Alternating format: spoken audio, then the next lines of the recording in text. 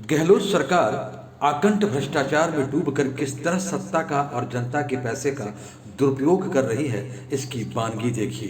प्रमुख अखबार दैनिक भास्कर के आनंद चौधरी और जयकिशन शर्मा की इस रिपोर्ट ने खुलासा किया कि किस तरह गैर जिम्मेदार गहलोत सरकार अपनी चोरी और गलतियां छुपाने के लिए विपक्ष पर आरोप लगाकर जनता का ध्यान भटकाने का सफल प्रयास कर रही है। इन दिनों राज्य में अपराधियों, बलात्कारियों के साथ भ्रष्टाचारियों की भी चांदी है।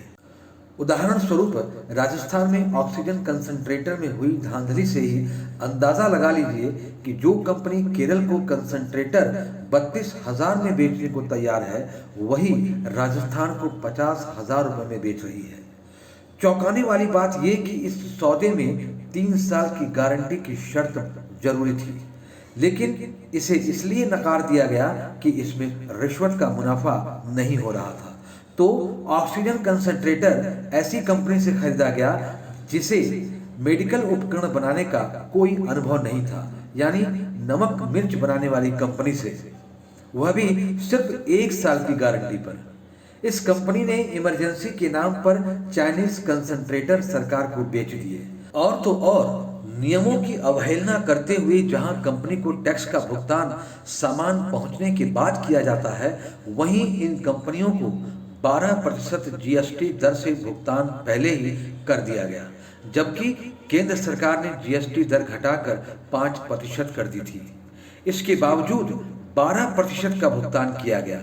यहां तक कि कई कंपनियों के कंसंट्रेटर नियत समय तक पहुंचे ही नहीं थे। राजस्थान में ऑक्सीजन कंसंट्रेटर की इतनी जमकर अनियमितता हुई है कि सरकार ने दूसरी लहर के दौरान भी आनन फानन में 20,000 कंसंट्रेटर दलालों के माध्यम से खरीद लिए, और वह भी 2 मई को कोरोना पीक गुजर जाने के बाद।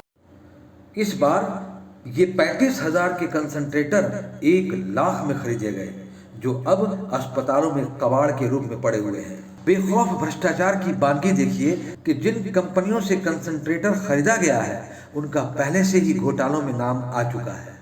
अजमेर दक्षिण की विधायक अनीता भदेल ने तो खुल्लम खुल्ला ये आरोप लगाया है कि उन्हीं के विधायक कोटे से 25 लाख रुपए में खरीदे गए कंसंट्रेटर अस्पताल तो क्या, घर में भी यूज करने के लायक नहीं है, और ये ऑक्सीजन कंसंट्रेटर 5 घंटे से ज़्यादा नहीं चल सकते।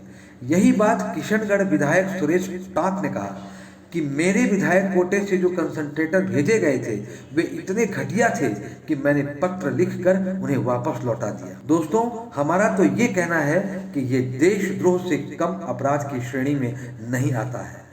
दोष हम लोगों का भी है कि हम लोग भ्रष्ट नेताओं की चिकनी चुपड़ी और भड़काने वाली बातों में आकर ऐसी सरकार बना देते हैं जिसका मुख्य धर्म अपना और अपनी पार्टी का निजी हित मात्र होता है।